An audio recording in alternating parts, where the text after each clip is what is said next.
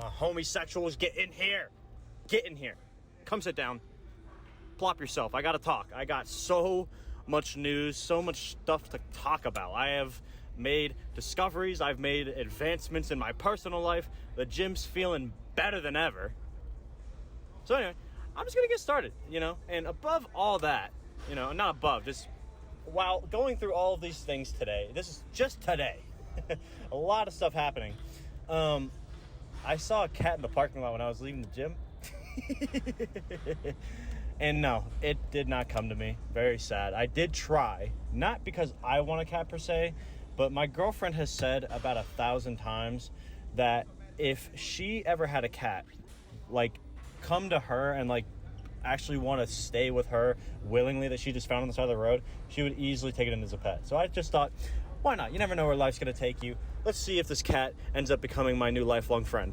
And, another day, another experience. We'll see what happens in the future. Maybe that cat will show up one day. But anyway, let me just get started on all the cool stuff that's been going on. I got a lot to talk about and some really cool stuff about my leg, my knee, just where that's kind of at. But the interviews, I told you guys I was looking into being a personal trainer and also working in the psych ward at the hospital nearby. I made my calls. I put in my, I gave him, if there's anything I'm good at, it's shooting the shit. You guys know this. I can't stop fucking talking. I will tell you everything you need to hear to embrace me. I got the personality for it. I will do whatever you need. I will be there tomorrow. That's what I'm talking about. I'm all about that passion in the way that I talk, because if you talk with some genuine passion, people are really going to want you around them. I'm telling you that right now from experience. But anyway, the gym interview went great. I think that we got along really well, me and the manager. I've kind of already known her, just kind of briefly, but we got along well. She talked about moving to the training, moving to training me and getting into the program and getting certified, all sorts of stuff. So that's great. We're moving along. We're doing great things. I cannot wait to put this passion I have for the gym into other people, because I know I got it in me, even if I can't really teach people Olympic lifting ever, because just nobody does it. It's really hard to find people to actually teach like that unless it's a high school gym. But I'm genuinely very, very excited to be able to train people and meet the needs of the individual themselves, because that's another thing. Me, I do my fucking research. I will go to the ends of the earth to find out what's wrong or find out what is optimal or what might be more efficient, just for the slight chance that it makes me or you better. You know what I mean? I love that stuff. It makes me so, I feel like a rocket scientist, It has no equal ground, and I'm literally just using the internet. I did not find this knowledge myself. But it's the fact that I'm putting in the effort to at least see what is comprehensible, what could give that person or myself that next leg up to do better, which is partly what I'm going to go into later about my knee today. But other than that, I kind of expected that to go well. I still, I don't have the job yet, so you never know what's going to happen. I'm not going to get my hopes to the fucking moon, but I'm still going to be hopeful. Just being okay with the fact that it could fail, and that's fine. I'll just move on to the next thing. Maybe if this fails, why not just go work for a high school gym at that point? Not going to get paid as much, sure, but honestly, I love Olympic lifting that much that I wouldn't give two shits if I got paid $10 an hour. I love that shit the most, so why not? Anyway, I got to keep moving. Ugh. The interview with the hospital. I got called by the applicant organizer, not even the fucking managing, the fucking hiring manager, you know what I'm saying? And so, shot the shit with her for a bit, got on her good side. She said that she actually heard good things from the person that I called 2 weeks ago when I was interested in the job. I'm like, great. That means that whatever I'm saying is working, so I'm going to keep doing it. But I talked to her about how I'd work whatever you got. The only shift available, kind of unfortunately, but I'm okay with it, is a 6 p.m. to a 6 a.m. shift. So it's basically graveyard shift. It's only twice a week, which is nice because it's 12 hours straight. So I'd be able to get all my hours for the week out of the way in one fell swoop, which I kind of like. And, even though I wouldn't have wanted to mess up my sleep schedule and stay up at a hospital all night long, I feel like I could make that another passion project of mine. Being the most energetic, positive, bumping person on the floor at 5 or at 2, 3, 4 a.m. just doing my thing. Just trying to love every second of it. Just trying to make some good homey activities, I guess. You know, just being able to shoot the shit with all the people on the floor who's maybe stressed out or too sleepy, just getting all the energy moving, because, you know, people are either going to hate me or they're going to love me, but I really don't give two shits. I love spewing about this and being as passionate and positive as I can, so I think it's going to be a great and fun experience. I'm going to try it out and see where it goes. And so she also mentioned that she might bump my pay a little bit for being a full-time student and working graveyard shift and doing all these other jobs. I'm like, hey, special treatment. I love that. Other than that, she was like, all right, so, you know, I'm the organizer, so I see which applicants that I think the manager might want to hire. So she said, luckily for me, she likes me, and she's going to push me straight through to the manager. I might get hit up in the next week or so. If I don't, probably means I didn't get the job. And I'm like, makes sense. Awesome. Thank you for your time. I very much appreciate at least the experience and the opportunity of just getting to get better at interviewing, you know, because that's a great skill to have. Not 20 minutes later, I'm talking to my mom, telling her about the updates with it, because I love updating my mama. They called, and I'm like, shit, Mom, I'm leaving you. I gotta go. I got shit to do. Lo and behold, the hiring manager heard such good things about me from the applicant organizer that they just immediately wanted to shoot the shit with me and see who I was, who this Jake guy was about. And I just, same thing, shot the shit the same way I do, spewing my passion, loving life, whatever I got to do to show you that I'm in for it 110%. And, you know, it got to the point where we were like, we knew each other. It was a good conversation. It felt good, but we were getting towards the end of it. And I was just like, look, I want to emphasize, I'm here for you. You know, I want to be able to support the team as much as I can to make their job as efficient and productive as possible, because even though I lack experience, doesn't mean that I can't do all the little stuff for you guys to make your jobs even easier. That's the whole point of being at the bottom of the barrel when it comes to a hierarchy job style. You know, I'm going to be the mental health associate. I'm not a nurse. I'm not a doctor. I'm not even barely certified in anything. So yeah, it makes sense. I'm going to do the grunt work so that they can do their jobs at the best capacity they can. You know, it's what makes the patient's time there the best that it can be. So, what else is happening? And I was like, okay, well, I'll be there, you know? If you want me to show up tomorrow, I'll show up tomorrow. And she looked at me and she said, we were on a phone call, but, you know, she looked at me and she said, I'll see you at 8 a.m. And I'm like, no fucking way. I had a manic screaming episode in my car. I was flipping out. I had no hopes that I was going to get this job. It was just a random call I put in weeks ago. And here we are. I love it. So I'm extremely happy to see that the opportunities are growing, you know, and that just putting that first foot out there is fucking worth it. Going off way too much. I know we're here for gym stuff as well. I love updating you guys on my life, but it's something that was so cool that I couldn't go off about, you know. But here's the big stuff about the gym. You know, I've been battling my knee, as you know. I have fully accepted that this is just going to be a long recovery, 3 to 6 months. That's totally cool. The programming as you could probably tell already, I don't know if it's there yet, but for squats, I'm just going to do the warm-up weights and no heavier. So like 185 front squat, 225, 275 max on back squat, just like for one set, just working up to that weight, like 135 on overhead squat, stuff like that. Because I just really don't want to go too heavy and overdo it on my knee. I just want to let it feel the movement, keep that consistency up, get that muscle memory going, so that when it does fully heal, I can absolutely kill it, you know?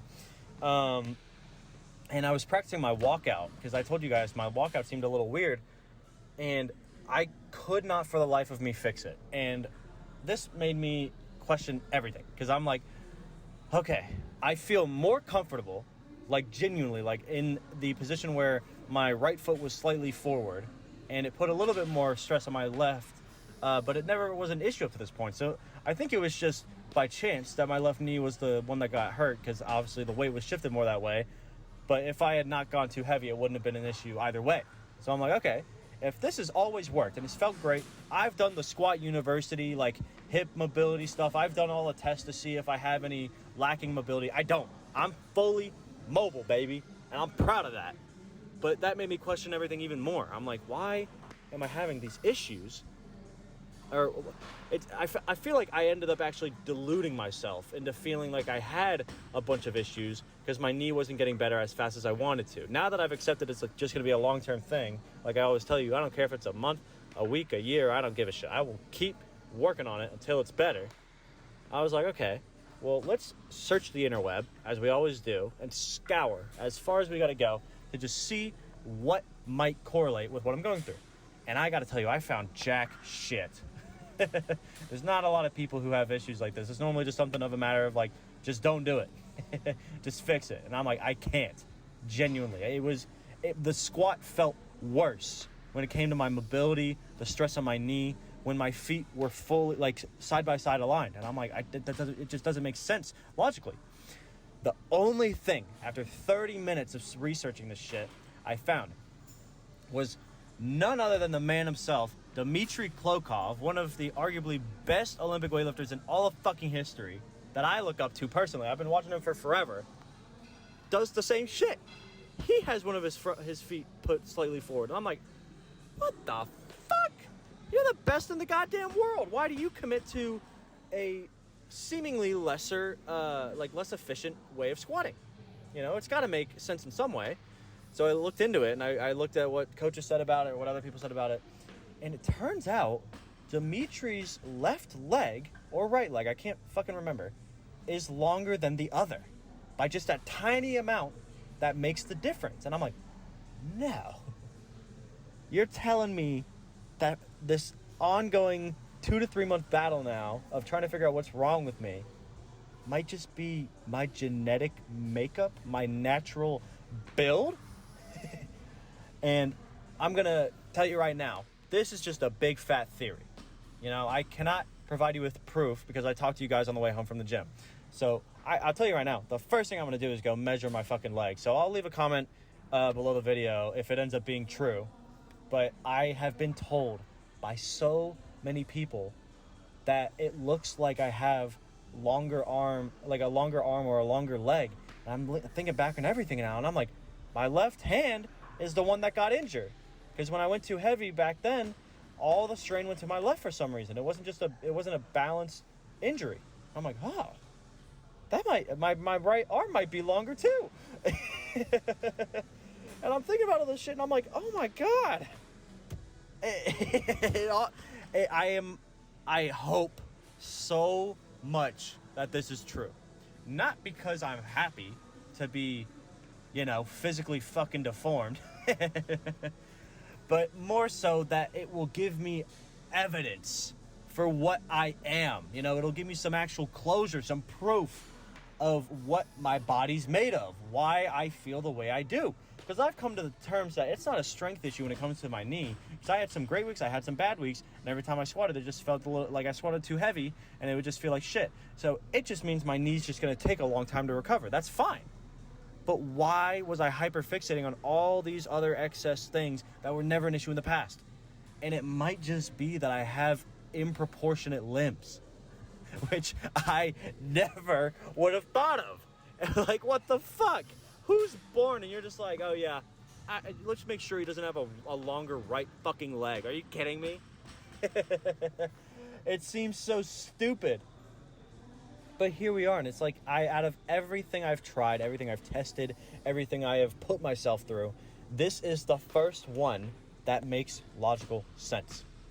Because I don't have a hip shift. I know I put more... I know that my left knee or my left leg takes a slightly more strain than my right, but that's solely because of my foot placement. My hips go up and down at the exact same rate, and I don't go down in the squat and then push into my right hip. I just go up and down naturally where my body wants to go with no knee cave, no hip shift. I feel great. So what?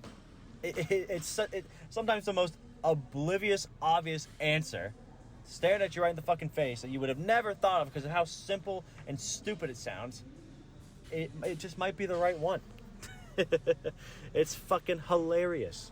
And of course, even if it's not the case, that's fine. I'll keep working on it. It might just be a matter of I just might be built in a way where my body just feels best this way, and I work with it. If you see pro Olympic lifters on the stage, like look at Shishi Young, that guy has one of the wackiest fucking forms I've ever seen in my life. And he doesn't have improportionate limbs or whatever. He just chose to lift that way because he was like, all right, well, I feel the best going on this part of my body. And as long as I don't go too heavy, I won't get injured. So let's run it. And the man's the world goddamn holder. You know, he's the world record holder. I'm like, all right, you know, I'm not, if you can fix your form in the moment and it feels better, go for it. But in Olympic lifting, it's such a huge thing.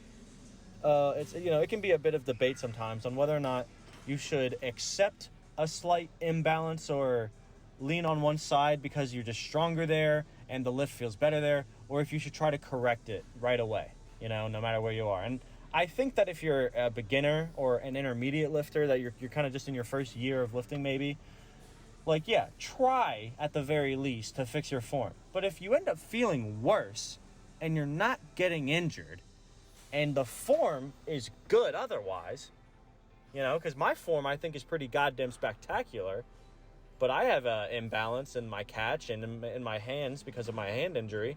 So am I any lesser of a lifter because I'm not fully symmetrical?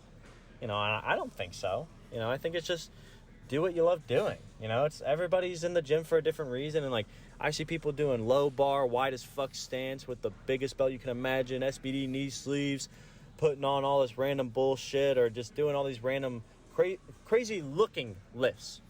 But in reality, like, if we really think about it, the gym's there to make us feel happy, make us feel like we got some more purpose to our lives. Gives you a little bit more natural serotonin and sustenance to what you love doing.